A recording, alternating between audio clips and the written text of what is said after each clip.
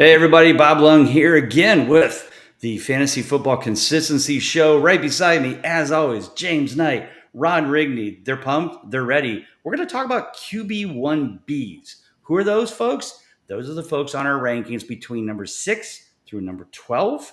We'll get to those next.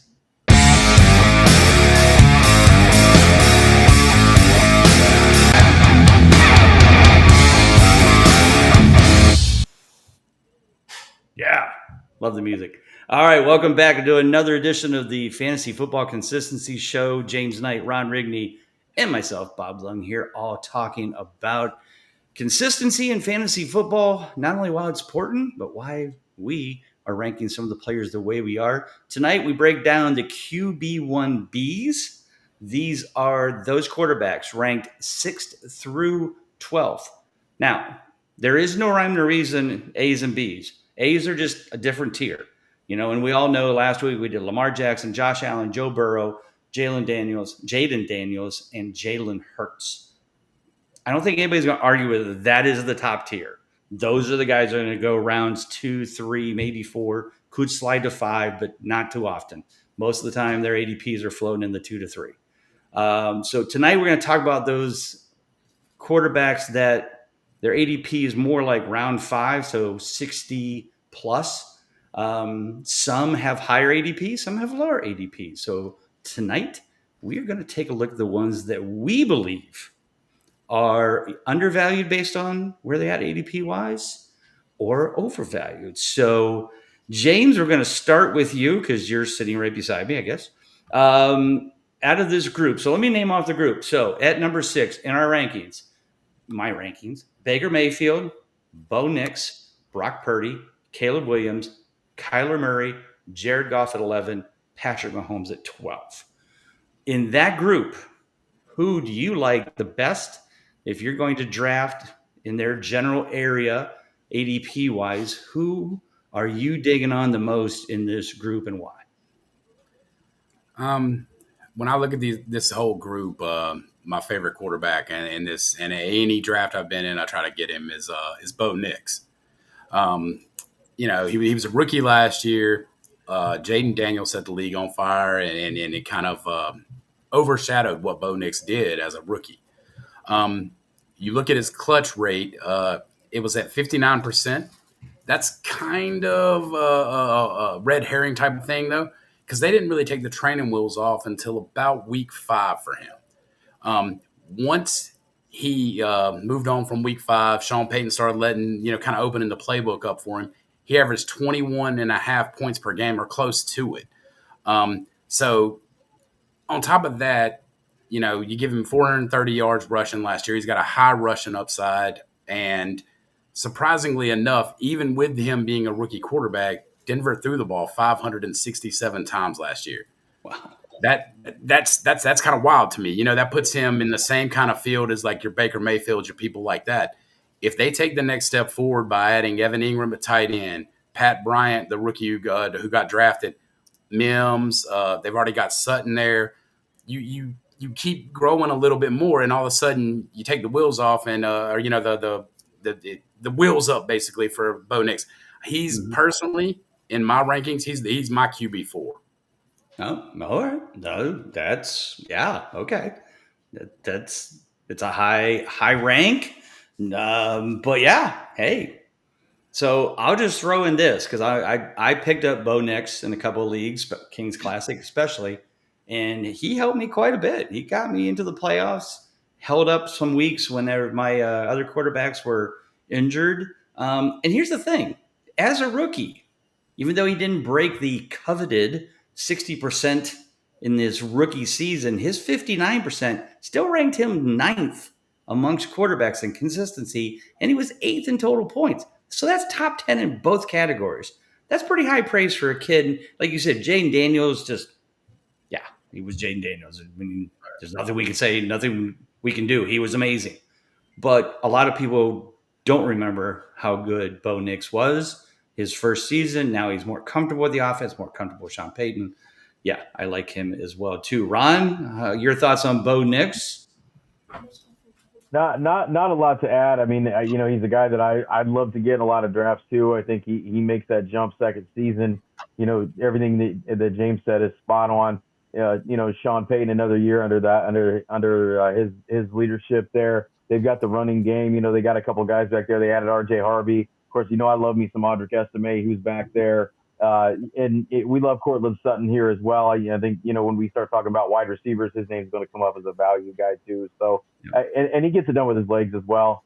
And you always want that out of your QB. So not much to add. I'm on the Bo Nix bandwagon as well. Gotcha. All right, Ron, we're going to go to you in that group that we discussed earlier. Who's your favorite? And I think I know. I'm pretty sure I know because we talked about him at length last year as one of our favorite players to draft heading into the season, and he actually outperformed even better than what we thought. So, Ron, I'll let you take it away. I'm going to go with a guy that's just a couple hours up the road here on I-75, and that's Mr. Baker Mayfield, starting quarterback for the Tampa Bay Buccaneers. And, it's a guy that, he bounced around for a little bit and finally found a home, and it was one of those things that you love to see it when a guy finds the place that he finally fits in, and he's not, doesn't just have that wasted career that some guys have had, like the Josh Rosens of the world, if anybody remembers who Josh Rosen is. That goes to Cleveland in general. Perfect. There you go. Yeah. See, and it's always that success story. Leaves Cleveland and great things happen. Exactly. So, last 2 seasons, 4,000 yards passing, but last season was the one where he really took the step, 41 touchdowns, 4,500 yards. The completion percentage went up 8% from 2023 to 2024. When you look at our rankings, he was second in clutch with 82%. He was third in total points. And when you look at his ADP right now, he's like the 61st player off the board. Yeah. There's a big gap in between, the guy that goes before him and the guy that goes after him. And so I'll wait on that all day long. But I love the strength of schedule they've got. They've got one of the kind of the middle range. Not say it's one of the easier ones, but it's definitely not one of the ones at the top as far as the teams that they're playing. They got the Carolinas of the world, and I know Atlanta's supposed to be improved, but it just seems like they can score points in this division on people. The thing that I really like, though, is when you look at their wide receiver room, I think from top to bottom for probably 1 through 5 or 1 through 6, they probably have one of the, if not the most talented across the board. Mike Evans just continues to get it done. He is beaten Father Time. The last couple of seasons, I don't see any reason that can't continue. You might see a little slowdown, but the red zone threat's still there. The touchdowns are still there. I think Chris Godwin comes back and contributes. I don't know that he's going to be what we saw right before he got hurt last year. But with guys like Jalen McMillan from last year who stepped in and could have been a league winner for some people last year, they spent a first-round pick on Emeka Egbuka, and he's going to step right in. You don't spend first-round capital on a guy to not try to get him the football. Mm-hmm. They still got Sterling Shepard there. They've still got Trey Palmer there. A couple guys that are far down that can catch the ball out of the slot. And then they got Cade Otton. Cade Otton's a guy, too, when Chris Godwin got hurt last year, that stepped in and kind of showed that he can be that guy. And he was a league winner for some people. He was one of those guys that if you had him, got him off waivers, you could flex him and feel good about it. So I think Baker Mayfield's my guy. Baker Mayfield, I mean, it's no secret anymore. He's successful. He's found his home. But it's just there's so much to like about him in this area. And plus, when you're getting him just outside the top 60, I think that's great value for what he can give you. Any disagreements there, James? No, that's spot on. I mean, Baker Mayfield is that kind of guy. It brings me back to that old adage of like, how many weapons do you need? You keep putting up numbers and you do stuff like we might as well trade 2 more Pro Bowl receivers over there and give them it's like Barkley going to Philadelphia. Just keep stacking it on and letting Baker Mayfield prove why he was the number 1 pick. You're right. Yeah, no, as a Browns fan, it pains me, but as a Baker Mayfield fan, I love every second of it. All right, so good stuff there. All right, so my guy, I kind of have a heart for this guy. He was Mr. Irrelevant and came out of nowhere and has taken the San Francisco 49ers to the playoffs a number of times. This past year, his numbers were down. Interestingly enough, 60%, which ranked him 8th in consistency, missed a couple games, ended up 14th in total points. But Brock Purdy just gets the job done. He's not flashy. He's not loud. He's not obnoxious. He gets it done. Why did he get it done last year? Oh, well, let's see. McCaffrey gets hurt. Ayuk gets hurt. Debo was on and off this past season. Juwan Jennings became the number one receiver, him and George Kittle. Debo's moved on. Okay, he was slowing down a little bit anyway. Kittle's back. McCaffrey's back. Ayuk won't be bad till mid-season, but they got Juwan Jennings. They got Ricky Pearsall. But most importantly, McCaffrey, Kittle, and Juwan Jennings. Those are the three that's going to get it done for Purdy.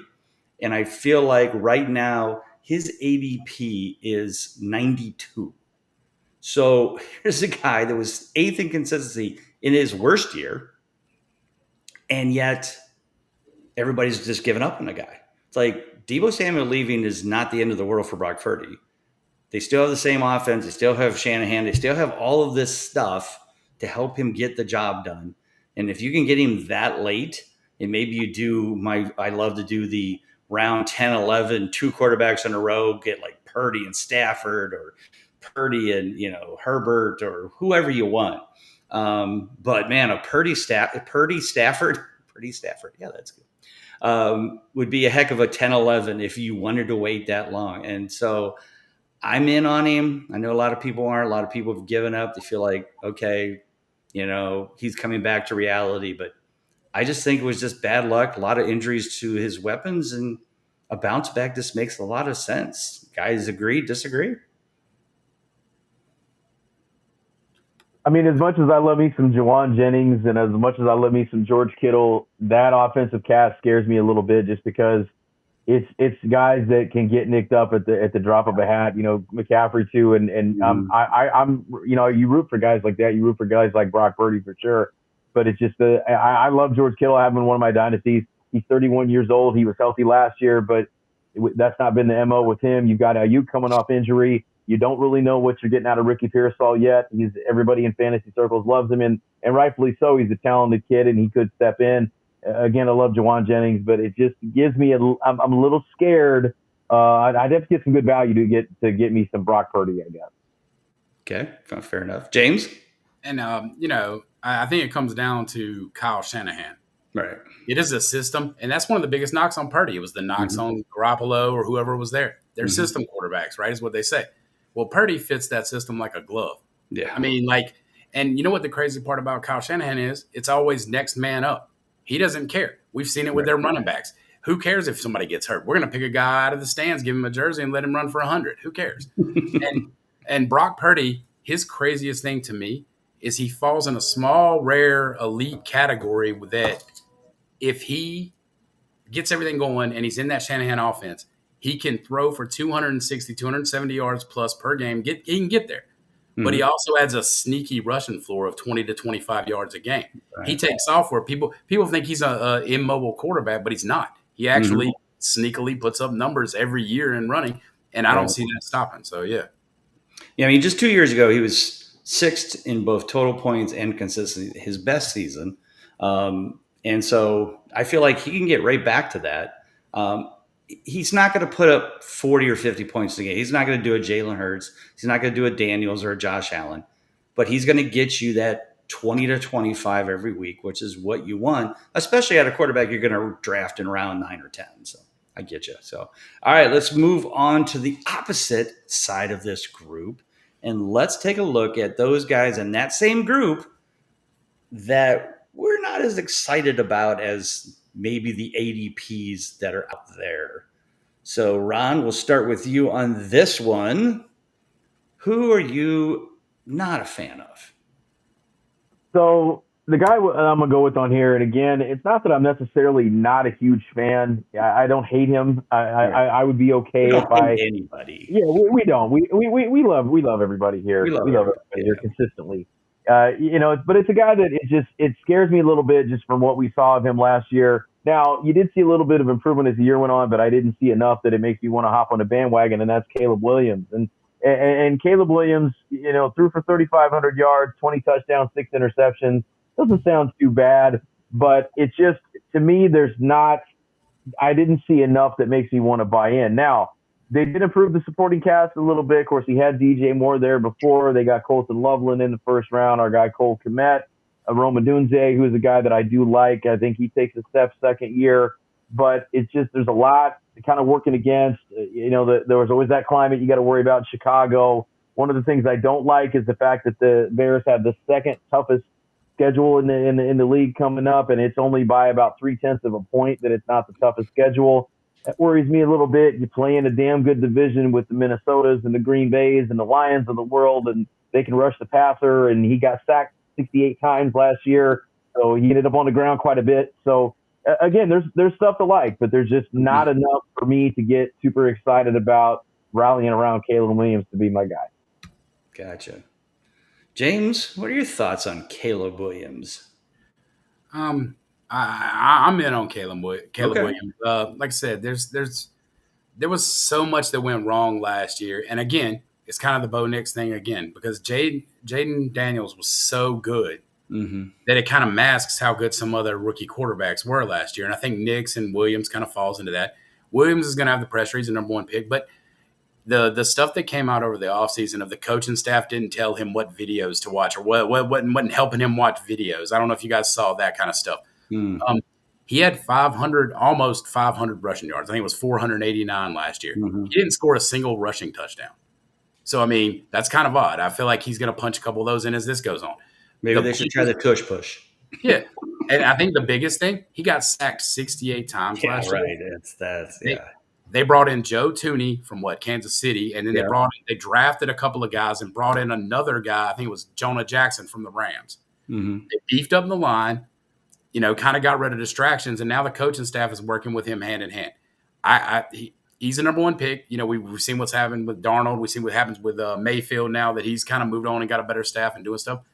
They got a lot of weapons, and again, he falls in that tier, like I said, with Purdy. He can throw 260 yards a game and run 25 yards a game, maybe more. So, yeah. I mean, there's a lot of things to like. Ron mentioned some. I'll mention the fact that, oh, by the way, that guy named Ben Johnson from the Lions went there to become their head coach. And if he can do good stuff with Jared Goff, who may or may not be mentioned soon, think what he can do with a young quarterback like that. And I've heard some tough love coming out of the camp too, that Ben has been pretty much, reminding Caleb of the mistakes he's making in practice. He's not holding back. There is no, oh, it's okay, son, we'll get better. I've heard things of, he got reamed one day for making this decision, making that decision. So it's some tough love, but maybe that's what Caleb Williams needs. When you're a superstar all the way through college and you get the job done, you win a Heisman Trophy. I think he did. At some point, the competition comes to you. So to get better, you have to learn. And as long as he's learning, I think he can be better. Will I draft him? Probably not, but you never know. He could fall. His ADP is 82. It's probably went up some since. Again, depends on where you draft. So I drafted in the Scott Fish Bowl live in Chicago. Let me tell you, Caleb Williams didn't go 82 in any of those drafts. In fact, the only thing I thought was crazier is the fact that Justin Fields was picked before him. And at the end of round 2, somebody picked him at the end. Fields, not Caleb. Justin Fields, yeah, he went at the beginning of round 4 in my Scott Fish Bowl in my draft. Yeah, he went in round 2 in mine as well. Fields, that is, yeah. Okay, so there you go, folks. Yeah, we may never talk about Justin Fields on this show because I don't think we'll get down that low. But anyway, so let me go to you, James. Who's the guy in this list that you're not as big of a fan of as compared to where the ADPs are? Yeah, a guy that I just can't get on board with, and I've tried, and I think we talked about this last show. You kind of draft a guy who may have done well the year before and do some certain things, and he's done that. And I always feel like he's my later guy. It's Kyler Murray. Kyler Murray is all the stories of he would rather play Call of Duty or do something like that, or when different things drop, video games, and then his his former offensive line coach who went to the Cowboys. I think it's Clayton Adams. He's the new offensive coordinator there. Said that Kyler came out and basically said, I don't want to run. I didn't want to run, like he never really wanted to. And the whole idea is I feel like that's part of his game. That's where a lot of his points come from, a lot of his floor. And then last year, in a press conference, everybody in fantasy was losing their mind about Marvin Harrison Jr. Why are they not using him the way they should? Mm-hmm. And Kyler got tired of answering the question and said, look, I throw the ball where they tell me to. And, I'm not sure about that, but okay. Just enough there that I feel like when I look at him, I'm like, there's not enough want to continue to be a QB1 in fantasy for me. And every week I cringe if I look down and he's my starting quarterback, and then his clutch rate is what hovers around 50%. I think it was 53 last year, somewhere in that percentage. Which again, ranked 11th, which it looks like, he's top 12, but 53% means half the games he's not scoring enough points for you to be worthy of a top 12. So, I get you. I'm sorry. Anything else on Kyler? I mean, I can't disagree with you. He's definitely not one of my favorites either. I hate to say never on anybody. Like you said, I'm out on people when I say I fade people, but at a certain cost, if things came down to it, I would look at him. But in every draft I'm ever in, it never gets that far enough for me to want to pull the trigger. There always seems to be one Kyler Murray relative drafting in my leagues. They're just and I've gotten slammed with the people who want to get Marvin Harrison Jr. early and then stack that with Murray. So it's run rampant. So absolutely. Yeah, I get you, Ron. Your thoughts on Kyler Murray? Are you a fan or are you kind of meh? Yeah. No, I mean he's fine. I mean, Jake said it too, and it's you say that you're out on guys, but there's never really a guy that you won't draft if the value gets right. And, I wouldn't mind having Kyler as my QB2 if it's a super flex, or if he's my QB1 if he falls far enough. I love me some Marvin Harrison. So, I mean, maybe if you got him with that stack, it wasn't bad. But, I mean, we were advertised, when he came out, a guy that was going to run for us a little bit, and he kind of has gone away from that, like James said. So, he's a guy I'm kind of indifferent on. I'm not really looking for him, but if the value's okay, sure, why not? He's one of those quarterbacks that has no emotions. And there's a point where, like, okay, if you're a robot and you're methodical, maybe. But when you have, like, when he gets interviewed or he's on the sidelines or he's not cheering for any teammates. He's not cursing at him either. But it's just like, kind of remind me of like Deshaun Watson the last couple of years in Cleveland. You're just like, do you even want to be here? Like, do you care at all? Like, because you don't act like it. It's like, it's a body language thing for me. The Jay Cutler, I'm just here because it's my job, Like, Like if he had a cigarette hanging in his mouth on the sidelines, he could just be the black Jay Cutler. Yeah, just hanging out there, not doing, All right, well, I'm going to make my good friend Nate Cheatham mad because I'm going to talk about Jared Goff. Jared Goff's 6th in total points last year. He had some amazing games, especially down the playoff stretch where he went, clutch games in 14, 15, 16, and 17. Probably got people to titles. Can't argue with that. But the question I would have is, did you make the playoffs because you had a lot of other better players? Because last year, Goff was 47% consistent. So that's more than half the games. And then when you start looking at his splits, folks, on home versus away, do not eat any food before you look at these numbers because you are going to get nauseous. Last 3 years in Detroit with Ben Johnson, best weapons around him. At home, 65% consistency. Fantastic. Average 24.1 fantasy points a game. On the road, 28%. So that means almost 3/4 of his games on the road, he didn't earn over 20 points. And it doesn't matter. People are like, oh, but if he's in a dome, he's better. He's not. I've looked it up. He's not. So he's had bad games in Minnesota. He's had bad games in Atlanta. He's played, in domes on the road. Doesn't necessarily mean that he's going to do well. Because last year, I think he supposedly was going to play, I think it was 15 or 16 out of the 17 games in a dome. He was still 47% consistent. So it's not the dome thing, guys. So put that out of your head.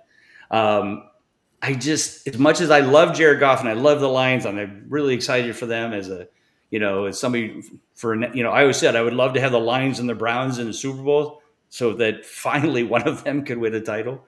I don't know if I'll see that before I die. The Lions may get there. They're probably getting there. But I just, I can't do it. Now, he's one of those guys, as I mentioned, like Stafford. Like if I draft Patrick Mahomes or not Brock Purdy, or a Baker Mayfield or somebody like that in the earlier rounds, so round 5 or 6, I have no problem grabbing Goff as a potential as my backup, because there may be a game where Mahomes is playing against a tough defense. Maybe it's in Green Bay, bad weather, something like that, where he could struggle. And Goff's playing at home against the Browns, so there's that potential for that. But yeah, I mean, I'll take him as my QB2 in a 2-quarterback league, but I just can't. I can't do it as a number one, especially when we're here promoting consistency, and this guy just can't do it except when he plays, at home against an average or good defense. That's his only real thing. It's a great if you want to use him for DFS. Those games, get him in there, make sure, but just can't do it. So, guys, Ron, are you gonna shed some love for Jared? Or are you going to just kind of take the same attitude I got? I mean, it's kind of the same thing. It's no secret they want to run the football, and they got probably the best 1-2 punch in the league at running back, and David Montgomery and Jahmyr Gibbs.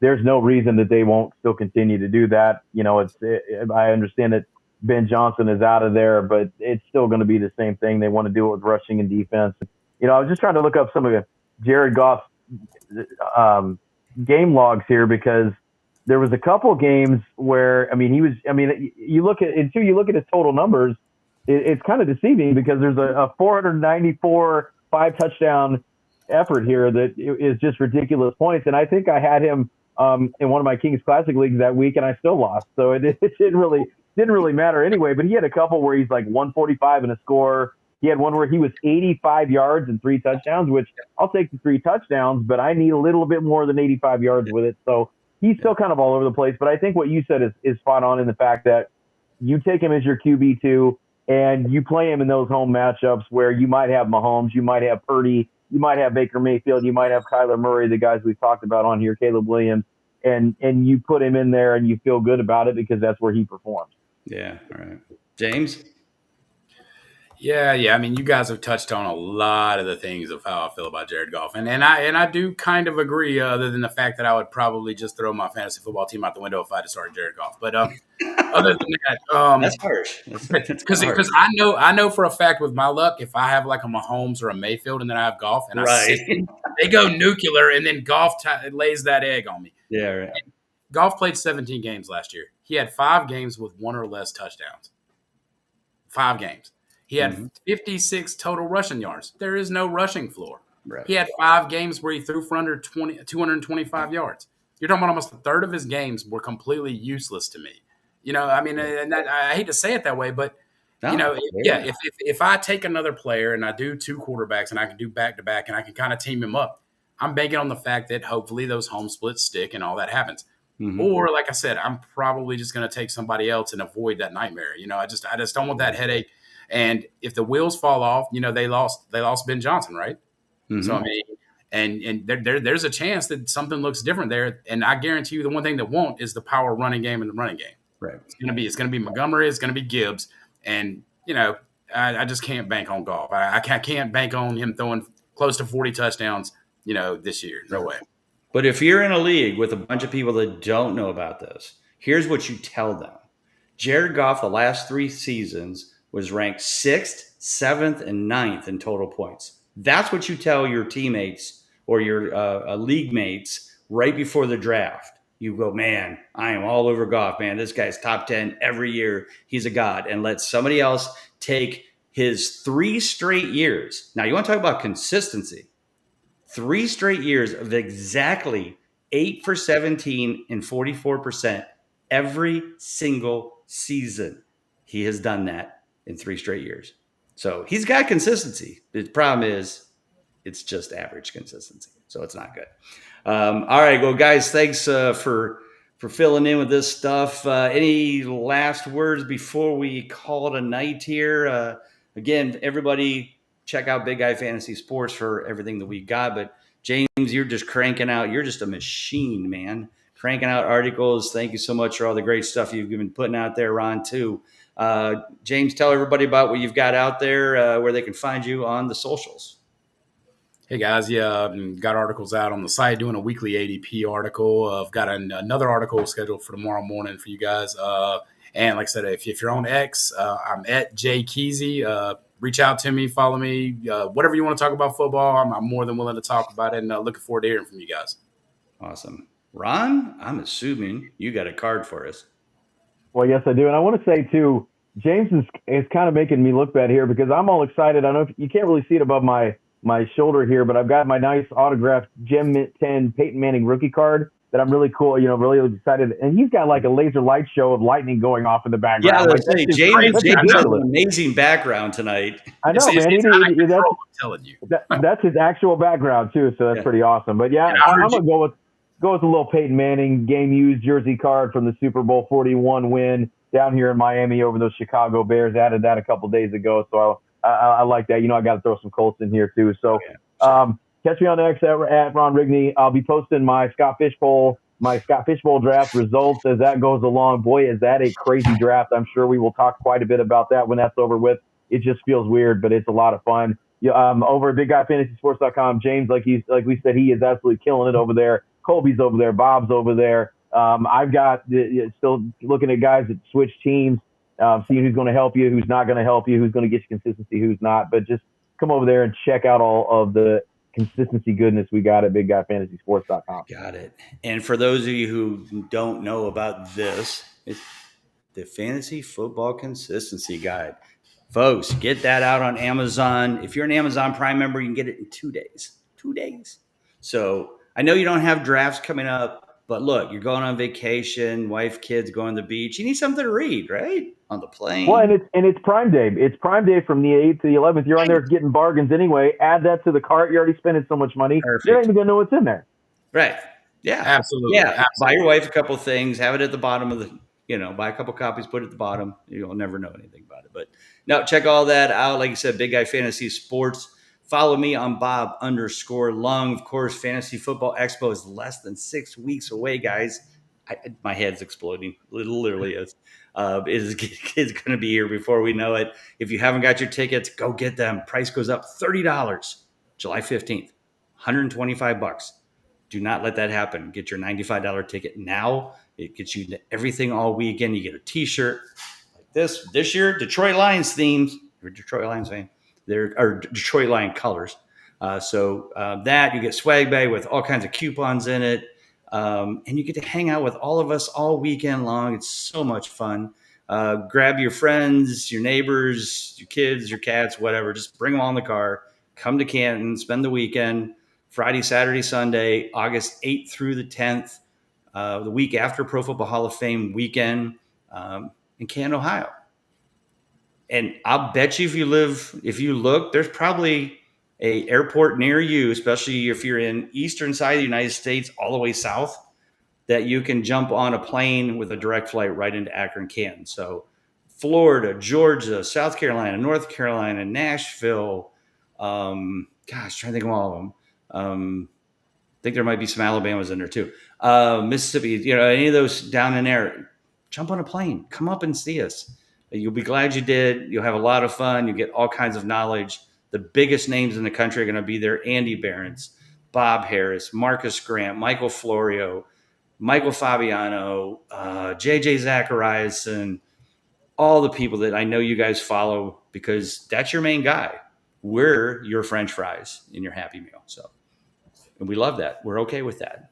So add the consistency to that and you'll be happy that you did. So for James Knight, Ron Rigney, I'm Bob Lung. Everybody take care. God bless. We'll see you next week.